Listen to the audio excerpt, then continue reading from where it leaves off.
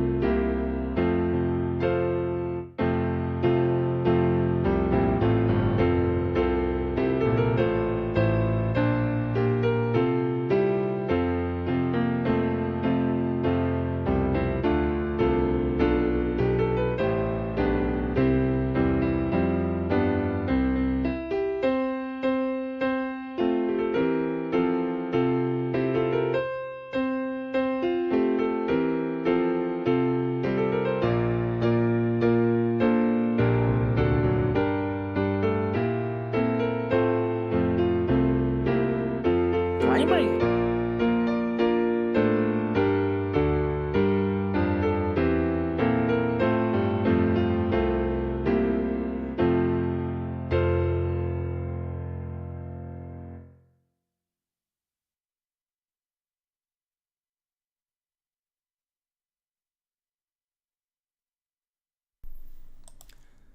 Good evening, everybody. Hello and welcome to another Wednesday night Bible study here at Faith Baptist Church's Facebook Live. It's good to see each and every one of you this evening. I can't see you. You can see me, but I'll see your names pop up. Speaking of names, we have a couple people to thank. To Amanda and Sylvia, thank you guys so much for liking, excuse me, the stream on Facebook. We appreciate that.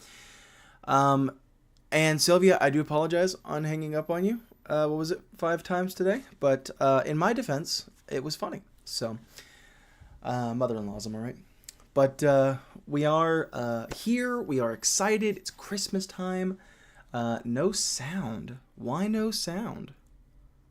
Is there no sound? I'm picking up sound. There should be sound. So if you can't hear, you can't hear this. But if you can't hear, that might be on your phone. On your phone? Your phone. So just be sure to check that. Make sure that it's not on your end. Maybe Amanda, you can help her out or something. If there is no sound, nobody can hear me.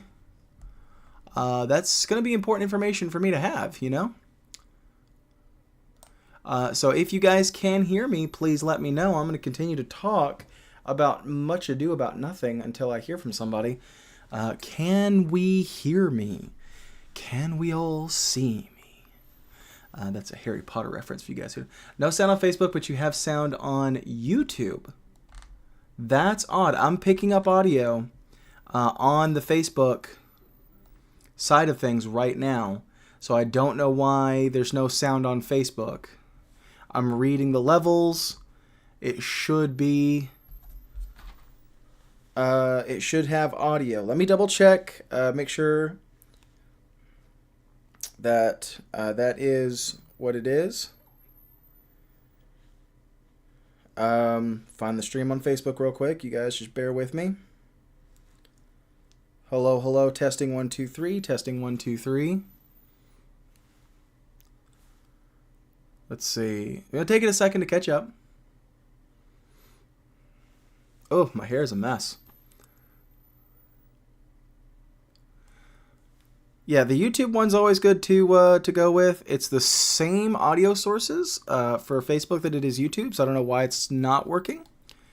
But it's not, the audio's not picking up on Facebook, and I don't know why. Okay. What is the audio? It's picking up levels. What is the deal? All right, give me a second, guys. We will figure this out. Microphone, Quadcast. Hello, hello. Okay.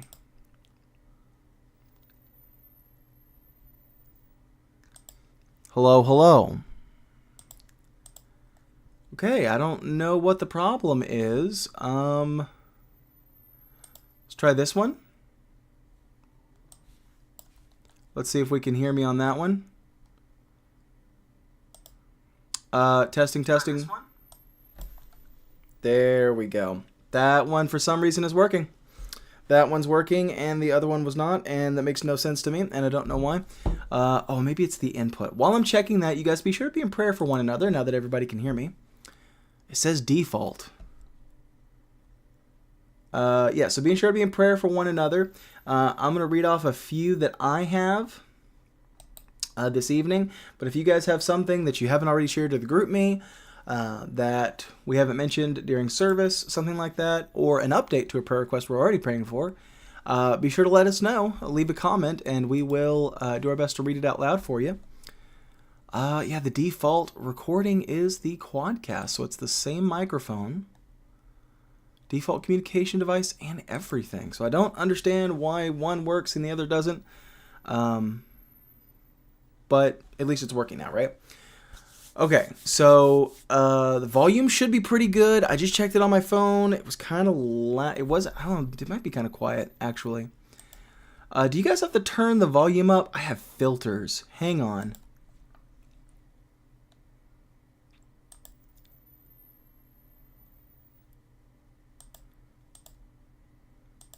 I forgot that I had those filters on. I wonder if that helps the audio at all. Hopefully it's loud enough for you guys to be able to hear me and hear me well. Appreciate the love for the background there, Sylvia. You guys on Facebook can't see that comment. That's a YouTuber. But I do appreciate your patience while we're figuring all that out. Like I said, do be in prayer for... I'm going to mention a few things this evening. But we were very recently this week praying for a little girl named Kinley, who's related to my family. And she evidently broke her elbow, I believe it was. Yeah, broke her elbow. Oh, good. Okay, appreciate that. Yeah, so Kinley broke her elbow. It did not require surgery like they were worried it was going to, and they put her in a cast. And so just pray for Kinley, pray for her recovery, and so forth. I'll be in prayer for her. Let me see here. I don't see a whole lot of other prayer requests. I'm up to November now. Still don't see anything in the group me chat. So just continue to be in prayer for each other and the things on the pre-show that we have on there as well.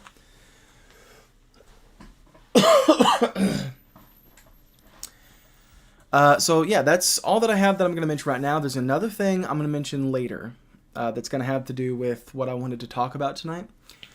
So I'm going to sort of open up about this thing. It's nothing personal, nothing changing, no big deal.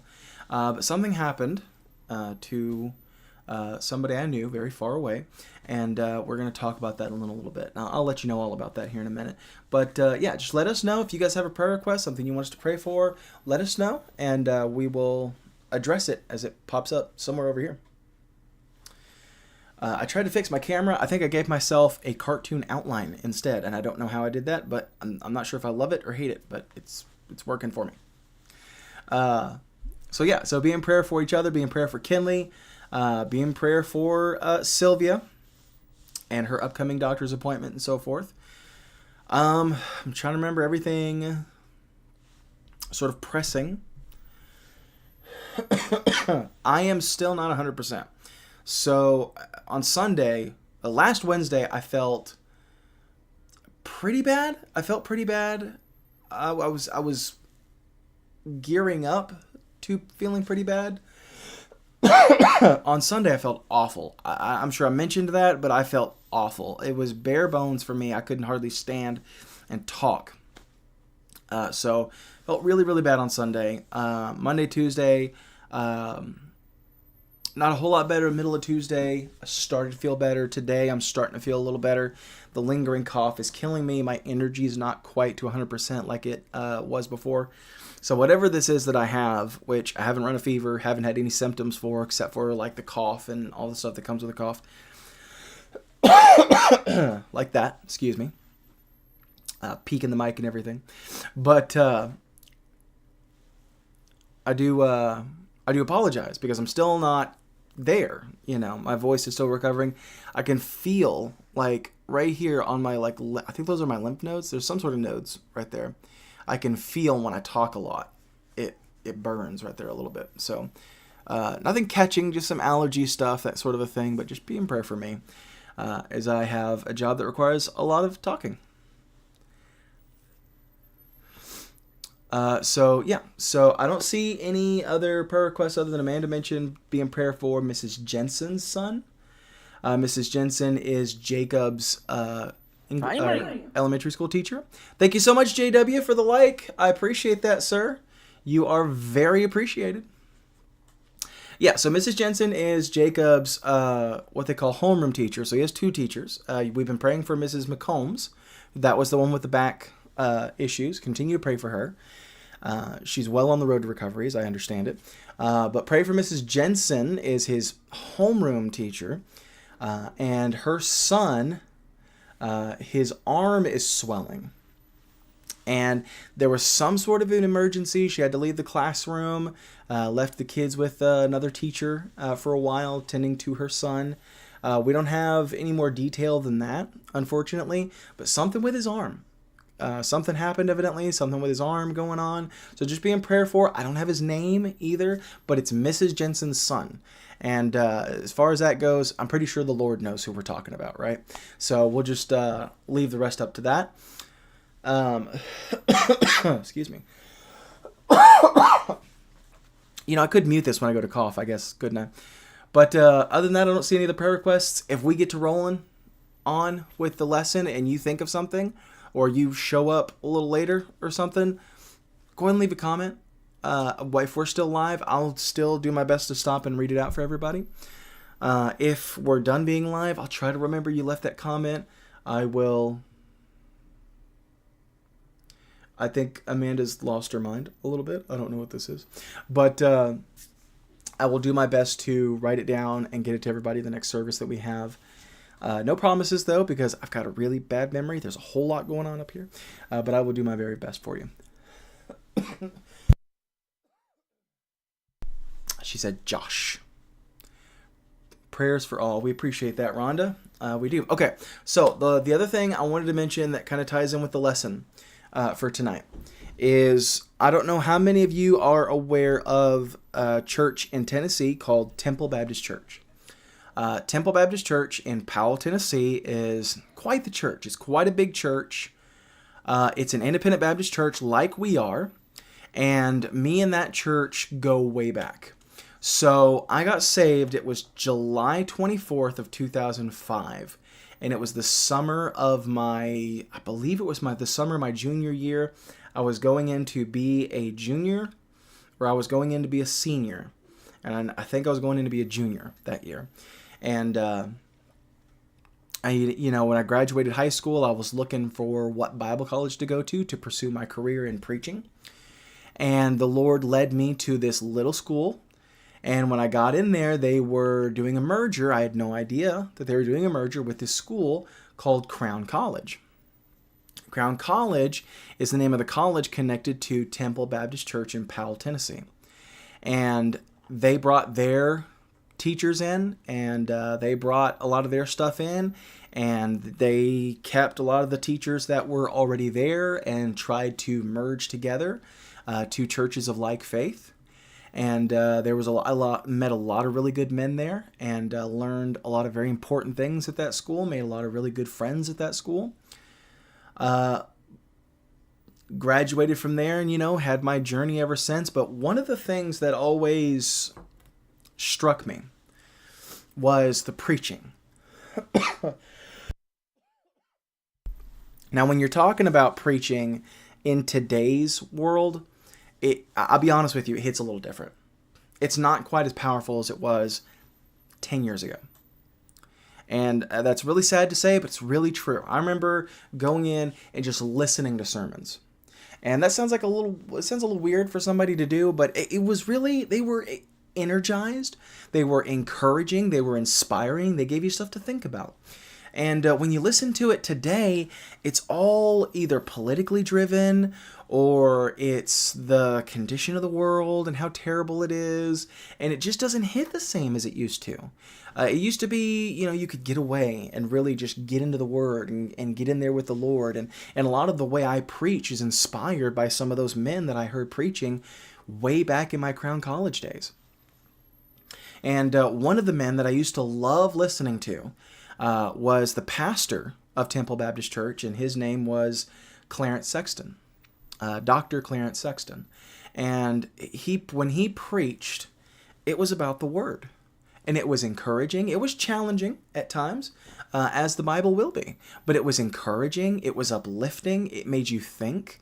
And I just really loved his preaching. It did everything you want a sermon to do. And I am sad, but also rejoicing for my brother this evening to tell you that he is in the presence of the Lord this evening. He passed away, and he is in heaven as of a Facebook post that I saw that I was shown yesterday by both my mom and my wife. And that hits pretty heavy. We lost a good one there. We really did. And, it's one of those things, a man who inspired me. And what I wanted to do tonight was one of the stories in the Bible that he preached on, that I always was inspired by, was in Joshua 3. Now I'm going to go ahead and jump over to our Bible study camera, and hopefully the audio's working there for you Facebookers. If not, I will fix it lickety-split because I know which one it is. All right, so y'all just hang in there for me. Hello, hello. Hello, hello, hello. Okay. All right, if you guys can't hear me, yeah, it looks like it's not on here. So let me add this audio source real quick.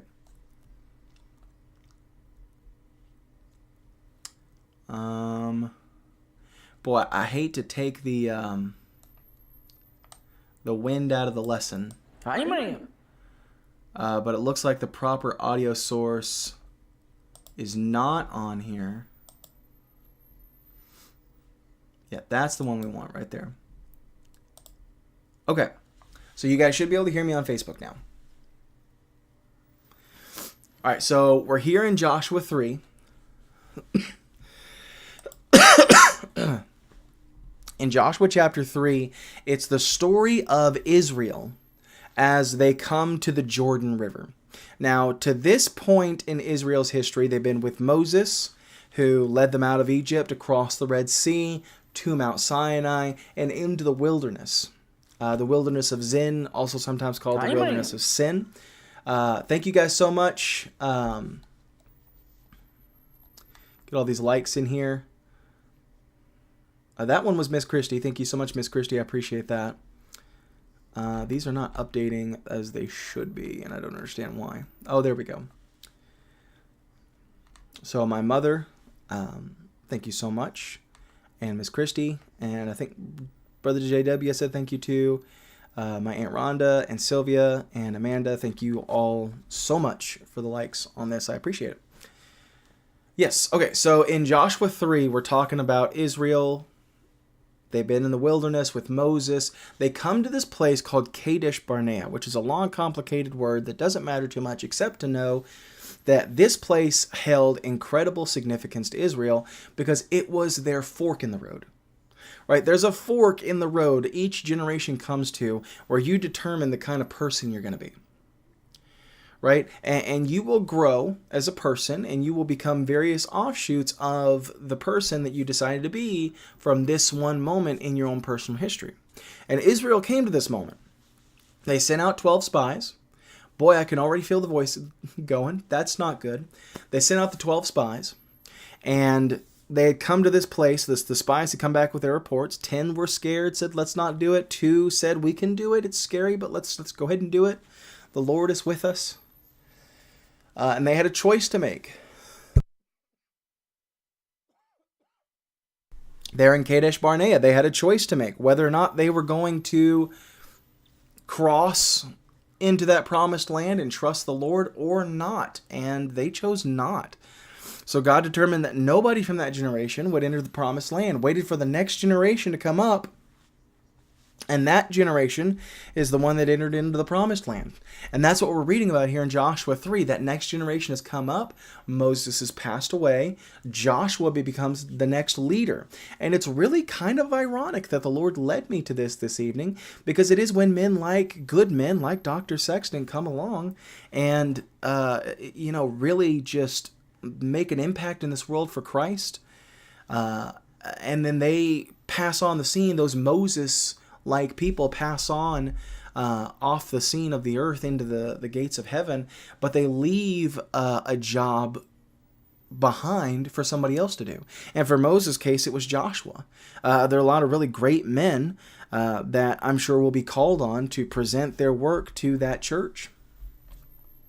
And that'll be a Moses-Joshua situation as well. But no matter if you're being called on by a prestigious church, or you're a layman in a small church yourself, or you're just trying to get your family to be a little more aware of the Lord in their life, no matter where you are spiritually, that's a job that has become so important, right? It's a job that God is counting on you to do. And we see Joshua taking that up, and he becomes the next leader of Israel. And we come to this place in chapter 3. They come to the Jordan River. It says, Joshua rose early in the morning, and they removed from Shittim and came to Jordan, he and all the children of Israel. Where he led, they followed, because that was their leader. Right? God said, this is the man I've put to lead you. I want you to follow him. And when God does that, you got to be loyal. Right? Loyal followers of the Lord and of his man. Excuse me. And it says, and they lodged there before they passed over. So they pitched tents and they set up one last time to sleep in that place before they crossed over into the promised land, where everything was going to change. And we're going to see that. Verse 2 says, it came to pass after 3 days that the officers went through the host.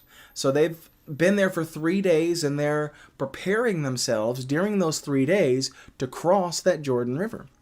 And they commanded the people, those officers, commanded the people, saying, when you see the ark of the covenant of the Lord your God, and the priests, the Levites, bearing it, then ye shall remove from your place and go after it. Excuse me. Yet there shall be a space between you and it about 2,000 cubits by measure. So there's a space, there's a distance, and I'm going to go back over all of this. Come not near unto it, that ye may know the way by which ye must go, for ye have not passed this way heretofore. Now this is the thing that we do in our minds that we don't quite realize that we do. right? We hear Israel and we think the same group of people, right? That's what we do. We hear Israel in Moses' day, and that's Israel, right? It's those people. It's Israel, right? And then we hear Israel in, David's day or in Daniel's day. And we hear Israel and we think the same group of people. And it's not the same people at all. Completely different people altogether. It would be like people talking about American history and talking about America during George Washington's day as president and then saying, yes, America. And then going George Washington or America.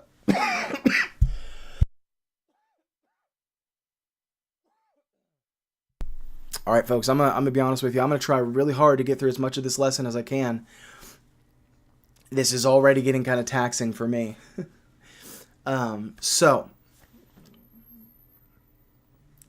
We see it would be like Abraham Lincoln in America during Abe Lincoln's day, and then thinking, yeah, same people, America to America. It's Washington, Lincoln's the same people, right? It's America. And then saying the same people during President Biden's day, our modern day right now, and saying, yeah, America, same people. It's the same. It's not hundreds of years of difference, right? But it's not the same people. Yet that's what we think when we think Israel, right? So what he's saying here is you've never been on this land before. Abraham was there, built altars, lived there, right? The rest of his life. Isaac lived there. He knew the land very well. His boys, Jacob and Esau, they lived there. They knew the land very well. All of Jacob's sons, knew the land and everything before they moved off into Egypt. Right? So all of those forefathers and their families and the way they branched off before they moved into Egypt, they all knew this land. They didn't have to re-explore it, right? It was already mapped out in their heads. What God is telling Joshua and the Israelites of his day here is that even though this is not new land for your country and for its history, this is new territory for you. Right? It's been done before, but it's never been done before by you. Right? So, and this is kind of what we come to in our life. We think we know something because somebody else knew it, right? We know Bible stories because my grandma went to church all the time, right? And we think we know about church and about Jesus and about the Lord because our parents were very spiritual, in the 90s and so forth. They took us to church every Sunday and they were very church people, which was a lot more popular back then and so forth and so on. And so we think we understand it because of somebody else's experience, right? It's kind of like when you talk to a teenager and they tell you that they know all about all of these things because they watched a video or they have a friend who told them all about it. And you say, yes, I understand that, but you've never passed this way heretofore, right? You've never been here. You don't know the route. You don't know the path. So, and what God is telling them here is that you're going to follow the ark because you don't know where to go. So the ark is going to be my way, God's way of guiding you, is what he's telling Israel. So we're going to break this down a little bit. Jump back up to verse 3. It said, when you see the ark of the covenant of the Lord your God. And here in verse 3, the ark is a picture of Christ. And it's so much a picture of Christ. It's covered in gold. Gold is one of the gifts that the wise men brought him. And the reason for that is because gold represents his kingliness. His divine right to rule as King of Kings and Lord of Lords, right? And that was sort of like them paying their, almost like their taxes to the King of Kings, right? They didn't have to do that, obviously, but that's what they were trying to go for. And that's what that was. But we see here in verse 3 of Joshua 3, this Ark of the Covenant, and it was overlaid with gold. It was covered in pure gold. When you looked at the Ark, that's what you saw. You saw gold, and that's a picture of Christ. Not only the outside is a picture of Christ, but the inside as well. It had several things inside of it.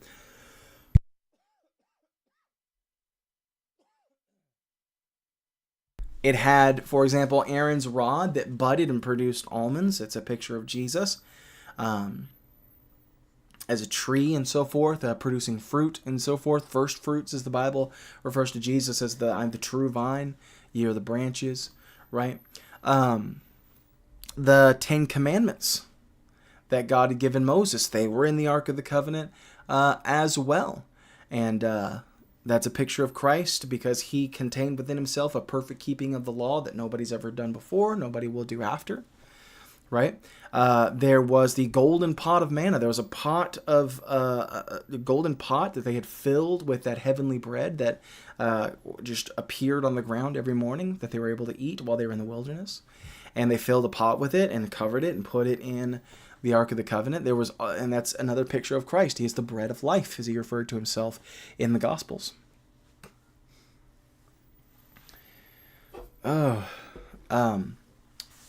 So we see this Ark of the Covenant is a picture of the Lord. And the priests bearing it, priests again, picturing Christ in that they make the sacrifices and so forth in their daily ministrations. And then he says, you shall remove from your place and go after it. So they're following the Ark of the Covenant, i.e. a picture of following Christ.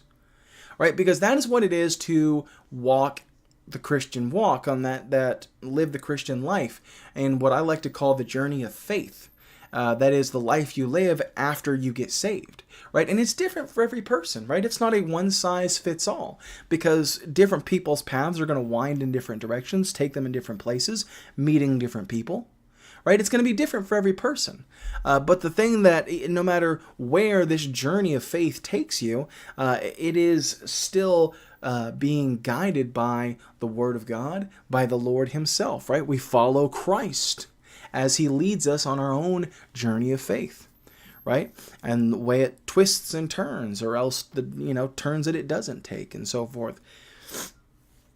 And we follow behind Christ, and that's how we know where to go and where not to go, by following that Ark of the Covenant, which was the Lord. For ye have not passed this way heretofore. Your journey of faith is different than everybody else's. And yes, somebody else may have done the things that you've done. And your forefathers may have, your parents and grandparents may have experienced similar things to what you're experiencing right now. But ye have not passed this way heretofore. And you've got to follow behind the ark, or the devil's going to come up and catch you in that river. Right? Notice the space between them and the Ark of the Covenant, because if you touched the Ark of the Covenant unworthily, you would die. There was a story of a man, David decided to put the Ark on a cart, and they were going to move it by the cart, and there was a man following next to the Ark that wasn't a priest. And the Ark started to wobble, and he was like, up, up, up, and went to catch it, and he went up, up, up, and he died. Immediately, as soon as touching it. And why is that? It's because they were expressly told the only way to carry the ark is by these staves. Don't put it on a cart. Don't do these. That's exactly what they did. And they said the only people allowed to touch the ark are priests. Nobody else is allowed to touch it. They were told so many times, be so careful, and didn't listen. And that's what happens when you don't listen to the Lord. It becomes an extremely dangerous thing. These are not games we're playing. This isn't, little kid Sunday school. This is life, right? And it comes at you hard, and it comes at you fast, and you've got to be ready for the devil. He's not playing games. He's not got kid gloves on. He's not that little cartoon figure that you see on Looney Tunes with the little horns and the tail. He's for real. He is coming after you, and we have got to be ready for him. He's seeking whom he may devour. Right? And we've got to be prepared. We've got to be following behind that ark. But we've got to follow far enough behind that ark where we know where to go. So many times when you're following somebody, you ever have somebody go, I'll follow you, and then you start going down the road to the restaurant and they pass you? And you think, well, that's a little silly. They don't even know where they're going. Don't you think that's how the Lord feels with us sometimes? He says, now follow far enough behind me where you can see the turns I'm going to take, where I'm going, where I'm not going, right? Pay attention. And I say, okay, we got it. And then we get distracted by some billboard or something.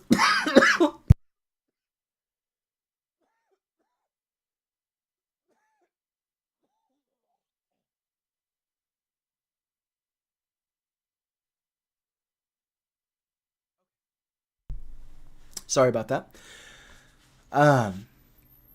And we don't realize it, we don't pay attention, but then we start to pass the Lord. And he says, no, stay far enough behind me, you know where I'm going. Right? That's what he's saying here. And then in verse 5, Joshua said unto the people, sanctify yourselves. Now, what does that mean? What does that mean, sanctify yourselves? It's less a ritualistic action. That's not what it is. It's a state of mind. To sanctify yourself is to, I've heard preachers call it going over there. You're not actually going anywhere, but you're going over there. Why? Because that's where the Lord is. Right? You're sort of getting away from the rest of the world spiritually, maybe mentally. You don't have to do it physically. You don't have to get away from everybody physically, so long as you do it mentally, as long as you do it spiritually.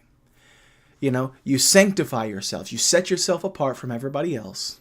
And it's just you and it's the Lord. And you bring yourself to that place spiritually so that when you go to do whatever it is the Lord is preparing you to do, you're ready for it, right? We sanctify ourselves. It's about like when you... Amanda, I might need a little bit of water. Would be helpful, thank you. But it's about like when you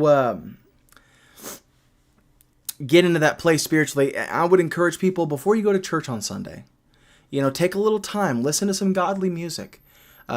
Sanctify yourselves before church. Get into a headspace where when you get there and you hear the lessons and you hear the music and those things are being absorbed into your soul, that you are able to absorb as much of it as you can, right? You've sanctified yourself for the worship of the Lord, and now it holds more power for you. That door is about to make a lot of noise, just so you guys know. Don't let it scare you, because it scares me when it happens. So he says, sanctify yourselves. It's a spiritual preparation that they're doing. For tomorrow, the Lord will do wonders among you. You want the Lord to do wonders among you, then you got to sanctify yourselves in preparation for those wonders. Verse 6, it says, Joshua spake unto the priests, and this is where they kind of go into an explanation of exactly what to do. And we've talked about everything that this here says in verse 6. Verse 7, the Lord said unto Joshua, this day will I begin to magnify thee in the sight of all Israel, that they may know as I was with Moses, so will I be with thee. Right? So what do you imagine God about to do that will help Israel see Joshua as the natural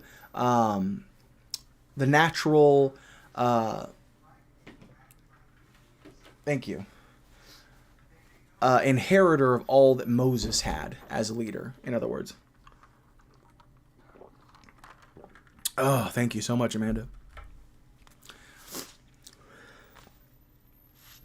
We're going to read here in a second what that is. And it says, thou shalt command the priests that bear the ark of the covenant, saying, when you are come to the brink of the water of Jordan, you shall stand still in Jordan. Right? So that's the commandment. That's all they're given. So they come through this thing. They do the 12 stones. That's a different lesson entirely. Each one of the men of the 12 tribes of Israel come out. They take a stone. They stack them up. And there's supposed to be a thing. Excuse me. That when the people removed their tents to pass over Jordan, and the priests bearing the ark of the covenant before the Lord, as they that bear the ark were come unto Jordan. Okay, so they're here. They're at the Jordan River. They crossed the Red Sea. They knew how that worked. Now they're at the Jordan River with the Ark of the Covenant, and they need to cross that body of water to get into this promised land. How is that going to work? They don't know. And that's important. They don't know how it's going to work, right? Because journey back with me in your mind to the Red Sea just for a second, real quick. What did Moses say? He said, stand still and see the salvation of the Lord. Right? Stand still and see God work. You stand there. Don't do anything. Don't work or move or anything. You just watch God do this for you. That's a picture of salvation. God says, I don't need your help. Don't do anything. You just stand still and watch God provide salvation for you. All you have to do is accept it. Right? So that's the Red Sea, though. What we see at the Jordan River is very, very different. What we see in verse 15, it says, as they that bear the ark were coming to the Jordan, and the feet of the priests that bear the ark were dipped in the brim of the water. So,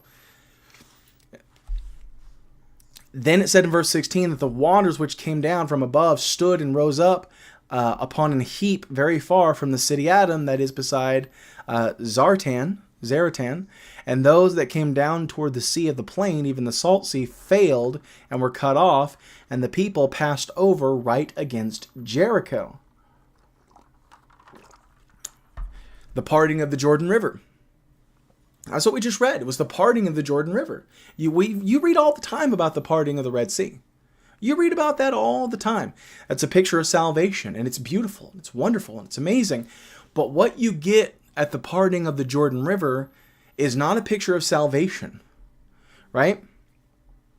They spent 40 years removing the sin from Israel so they could come to this place in the Jordan River, and they could part the Red Sea and cross. But did you notice what the difference was? Journey back with me to verse 15. The river would not part until they first took a step of faith. They had to get their feet wet in the river, then it began to part. See, in salvation, God just shows you all out plain how it works. Free offer of salvation. You don't have to do anything for it. Jesus has done all the work. That's the parting of the Red Sea. When you come to the Jordan River, you want to enter into that place of promised lands. You want to enter into that Canaan land. You're going to have to take a step of faith first. You'd say, well, isn't the Canaan land a picture of heaven? Isn't the promised land a picture of heaven? Goodness, I hope not.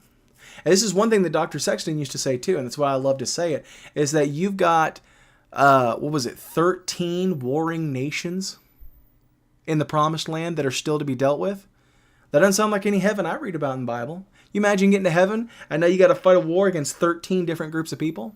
That doesn't sound like heaven. Not at all.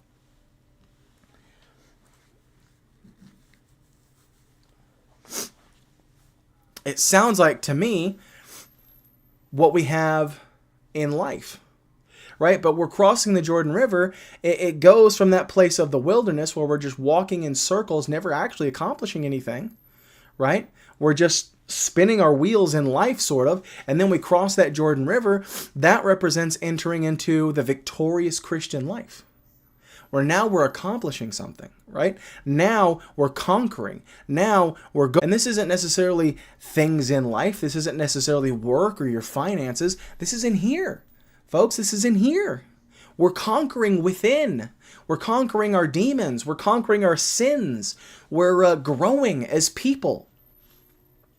Right? Those are the warring nations. We wrestle not against flesh and blood. We wrestle against principalities, against spiritual wickedness in high places, right? We wrestle with ourselves. We wrestle with the devil and his demons. We wrestle against the godless part of this world. Not with each other, not with other people, right? Our battle is within. It's spiritual. It's out here in that realm that we can't see. And that's what the parting of the Jordan River, crossing into that promised land represents. It represents entering into that part of your Christian life that has victories waiting for you, right? Spiritually on the inside and on the outside in your life as well. Those things begin to happen for you when you cross that Jordan River. You enter into that place of the victorious Christian life.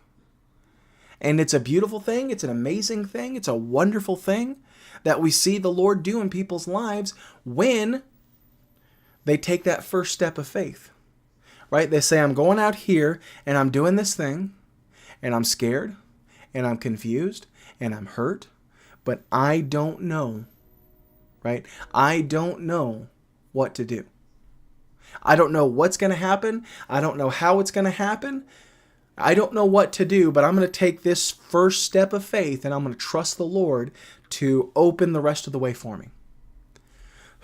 Right? That's what happened for us when we went to go start this church. Scary thing to do. Wasn't sure how it was going to work out. I wasn't sure how most of it worked, I'll be honest with you. I came out here, started a church, had no idea how it worked. I'm figuring things out as I go. But what I'm finding now is that as I go, the Lord is beginning to open things up for us. He's beginning to open that Jordan River for us as we continue to step out by faith with Him. Right? That God is continuing to take care of us as we continue to step out by faith. As we continue to trust Him in every step of the way. Right? That's what crossing the Jordan River is all about. And when we cross our Jordan River, whatever that may look like, we're trusting the Lord. We're following where Christ is leading us, even if it's somewhere a little bit scary. This is what God wants us to do. And I don't know how it's going to work out. And I don't know what's going to happen. And I don't know what to do at times. But I'm going to just take this step of faith and I'm going to trust God to continue to open the waters for me until we get all the way across that river. And then we got some battles to fight. And we're going to make some mistakes along the way. We're going to trip up and we're going to learn from it. We're going to have some Jerichos, and those are going to be good days. We're going to have some battles of Ai too, though. You don't hear about that one. That's the one right after Jericho. That's the one where they were so happy about Jericho, they forgot to check with God, and they just marched right into the next city, forgot to bring God with them, and they lost bad, and they lost hard, and they were discouraged, and they were defeated, and it was a journey for Israel, even then, even on the heels of the victory of Jericho. Right? And that's the way it is for us too. We go on this journey, we're going to make mistakes, we're going to have good days, we're going to have bad days. It's important to learn from those bad days, right? It's important to grow in your faith in the Lord and just trust Him and follow Him as He leads you in whatever direction it goes. And I believe when we do that, that's when we see ourselves really, truly grow. And that's when we see the Lord really, truly start to bless us in our Christian lives.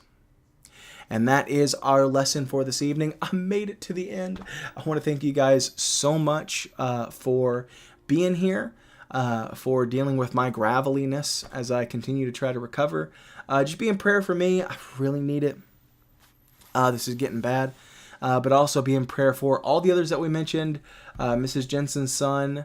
Be in prayer for the Sexton family and Temple Baptist Church and Crown College, as there's a lot of people, I'm sure, in very heavy mourning today, and those mourners could certainly use your prayers. But I tell you who doesn't need your prayers is Dr. Sexton himself, because he is in the presence of the Lord. He's kicking up gold dust tonight, and we'll be praying for each other, though. And all of those dealing with loss during this holiday season, because there's several people we're praying for that are grieving tonight, and we want to be in prayer for all of them. But I do want to, again, thank you guys so much for being here. We'll be back on Sunday morning for our Sunday school lesson. Yes. Well, make sure I have a Sunday school lesson. The game is on Christmas Eve, so the week after this coming Sunday. Christmas is coming up pretty quick. But again, we'll be with you then, and appreciate you guys, and we'll see you then. So until then, guys, bye. Music's coming. Hang on. Hold up. Hi. There we go. This one.